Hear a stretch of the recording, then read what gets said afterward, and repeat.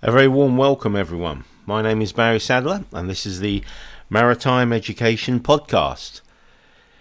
It's great to have you back with us, and today the subject that we're going to be talking about is the canals of the world and how they affect global trade. Now, this is on the back, of course, of President Trump's inaugural speech. I'm sure a lot of you watched the ceremony over there in Washington, D.C., and after his inauguration, President Trump made quite a long speech during which he announced several executive orders that he wishes to implement in the early days of his presidency. We're not going to get into the politics today of those executive orders, but what we are going to do is look at two of them and look at how they could potentially affect global shipping, perhaps in ways which a lot of people haven't seen. Now, executive orders are basically orders from the president that are signed by him, which can be put into force immediately. Now, those orders, just like orders in the United Kingdom that are made by any government, can be challenged by the Senate. The House of Representatives do have the capability of challenging those executive orders, as do the individual courts within the individual states of the United States of America. But nonetheless, these executive orders designed to, if you like, reassure the American people that President Trump is going to do what he said he did, are very, very important to the world, and in the case of at least two of them, very, very important to world shipping. Now, the two executive orders that I'm talking about are the renaming of the Gulf of Mexico to the Gulf of America, and the potential to try and take back control of the Panama Canal. The first one I'd like to talk about, the Gulf of America, is an interesting one. Now, reason for this being that the Gulf of America is, of course, mentioned in lots of international legislation. Most notably, the Gulf of America is mentioned in MARPOL as a special area under MARPOL Annex 5. Now, I keep saying Gulf of America, and a lot of you, I'm sure, are thinking, hang on a minute, Gulf of America isn't in that particular standard, and you'd be absolutely correct. It is the Gulf of Mexico. The special area is actually known as the wider Caribbean and Gulf of Mexico, which includes the Caribbean area and the Gulf of Mexico, as it is currently, within the special areas mentioned in MARPOL Annex 5. Of course, within those special areas, there are prohibitions on the discharge of garbage within those areas that are stricter than those areas outside of a special area. A good example is food waste. If food waste is comminuted or ground down, then it can be discharged within a special area at a distance of 12 miles from the nearest land. However, outside a special area, that figure drops down to 3 miles. If the food is not comminuted, then inside a special area, it cannot be discharged at all, whereas outside a special area, it can.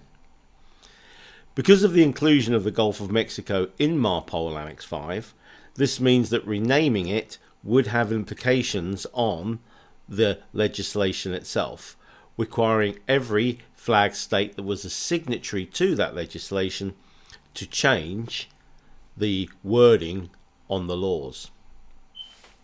I know it's not a big thing, but at the end of the day, when you rename a stretch of ocean or a piece of sea, an inland waterway, you do affect lots of other things as well. Pilot books will need to be updated. Charts will need to be corrected. Any references made to the Gulf of Mexico within any publication will need to be changed to the Gulf of America. This means that that name probably appears thousands of times within nautical publications, and therefore that's a lot of correcting to do. Now, I realise over time that the name change will take effect and that people will sadly forget that it used to be called the Gulf of Mexico. But nonetheless, it's just something to bear in mind that the changing of a stretch of sea would normally have lots of corrections applied to it anyway. But changing the name of a stretch of sea that is indeed a special area under a convention designed to stop pollution does have further implications. The second thing that Donald Trump has said that he's going to do is to regain control over the Panama Canal.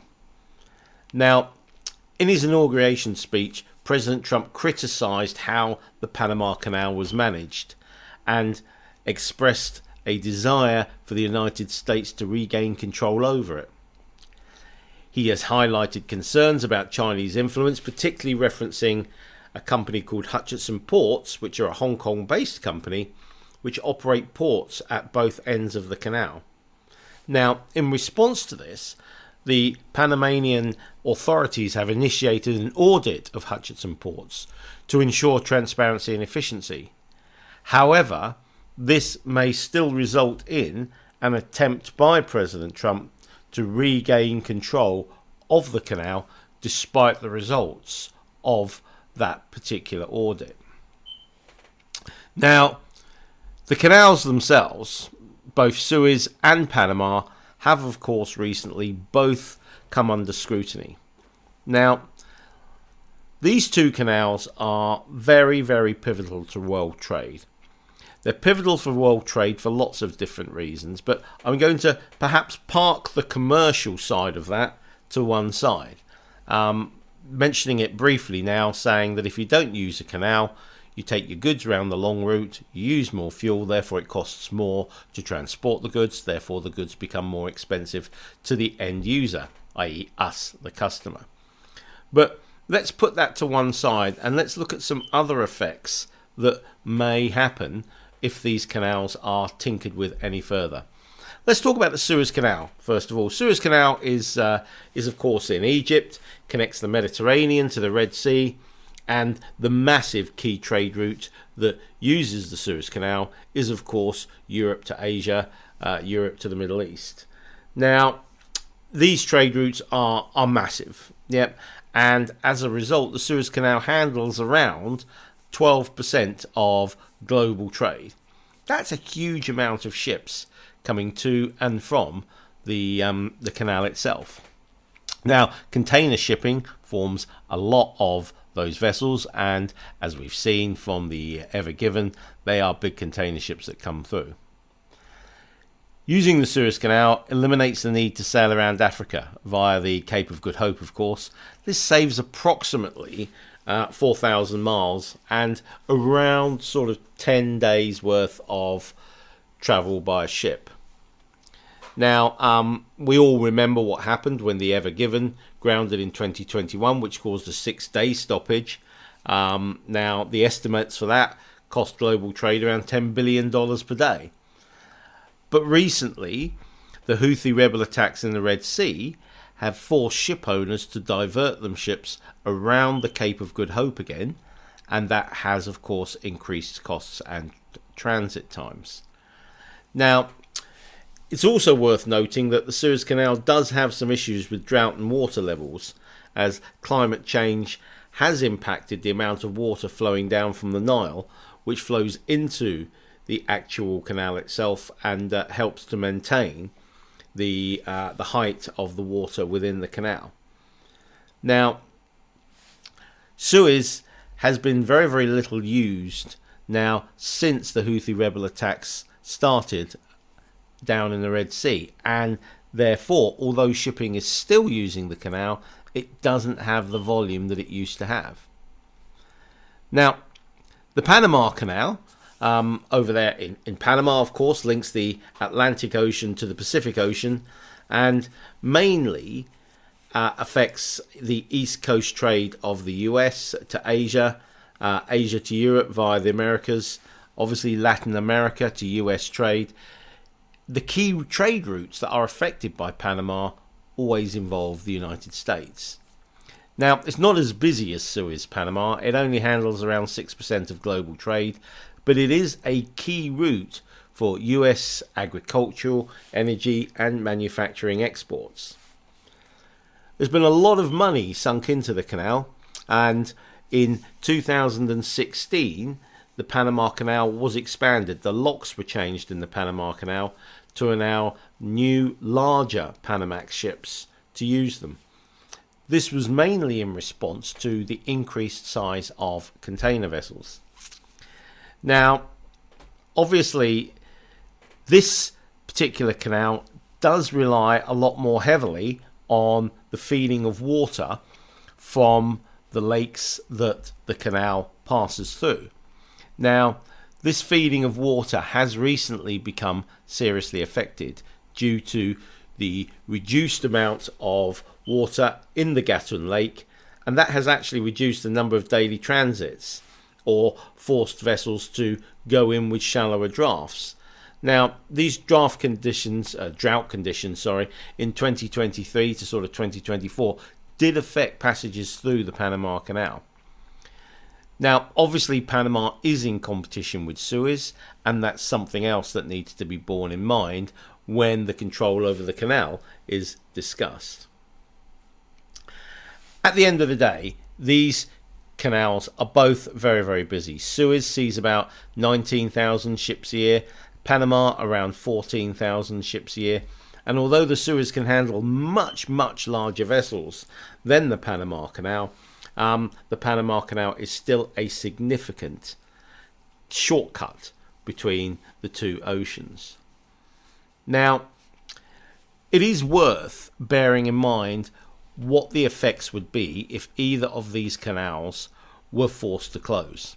If the Suez Canal became untenable because of the security situation in the Red Sea, or the Panama Canal became a canal of dispute, putting ship owners off from using it. Obviously, we've talked about the global commercial effect that this will have, increasing the time and fuel it takes for ships to get from one ocean to the other without using either of these canals. But there are other effects that we are seeing coming into effect. On the 1st of January 2023, the Carbon Index Indicator reporting system came into force. This is an IMO initiative that forces ship owners to report on the amount of fuel that they have used compared to the distance that they have travelled. Now, using fuel up is obviously the biggest cost to a ship owner, and the less fuel they can use, the more profit that ship owner will make. But that aside, the longer and faster these ships are travelling for, the more fuel that they will use, and therefore the higher their carbon index indicator will be. Ships are built not just because of their size, they're built for trade. They're built to be able to operate between ports in the most expeditious and efficient manner possible. Therefore, their size, their hulls, their engines, the way they operate is all geared towards being hyper efficient on a particular run. Main engine power is put into a ship to allow that ship to do the speeds required to maintain the anticipated schedules, yet at the same time reduce the amount of fuel that the ship uses. This doesn't only help the bank balance of the ship owner, but also reduces the carbon index indicator and therefore gives the ship a much better rating. If ships, particularly those ships that are older, are on these much longer runs around Cape Horn and around the Cape of Good Hope, then they will burn a lot of fuel. This may push them from an acceptable carbon index indicator level to an unacceptable one. Not just because the ships were designed to do runs through the canals, but on top of that, the ships are much older and therefore their engines more inefficient. So the inability to use either Suez or Panama doesn't just affect the cost of goods that we as the consumer uses, it affects the ship owner's ability to comply with the most efficient part of shipping, and that is not burning so much fuel. We are a now society, and therefore we cannot hold on and wait for our goods to be delivered via that longer route. So ship owners are very aware of this. Ship owners know that when the latest product comes out, it needs to be on the shelves ASAP. So they will run their ships fast around the capes if those canals close.